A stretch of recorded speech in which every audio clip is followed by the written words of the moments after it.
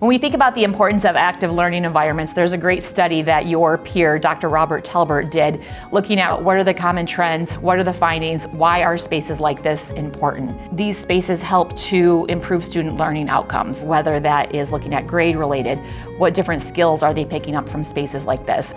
Thinking about the positive connections that are happening with instructors, instructor to student, peer-to-peer connections, and then looking at improvements around student engagement, which we know leads to improvements with student success. When we're looking at environments like this, there's three things that we like to focus on: pedagogy, technology, and space.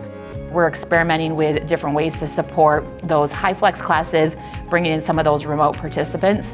And then we're thinking about how space is a factor that best supports teaching methodologies, the technology, and how do all three work together to create those ideal active learning classrooms. So one of the things you're going to notice when you walk into this classroom is the choice. Choice for how you'd like to teach in the classroom and choice for the students. What you'll notice with all the chairs in the classroom, that they all swivel. All of the chairs are height adjustable. You'll notice too that we have the two different sizes. So when we're in a mode where somebody's choosing a high top versus a standard size table, they have the seating to support them. This chair has the ability for a student to kind of move away from the group if they need to. It has a built-in work surface that's non-handed, a cup holder, and also an area to store their backpack and supplies. One of the really cool things about these tables is they flip. So there's an easy bar that you can just flip the table, have your students move them out of the way, and move from your group to your discussion mode within that classroom.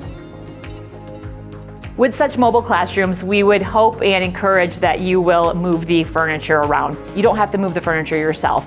You might choose to put up a picture of a layout that you love at the start of class, have students walk in and configure it to best support the activities that they're going to be doing throughout the day.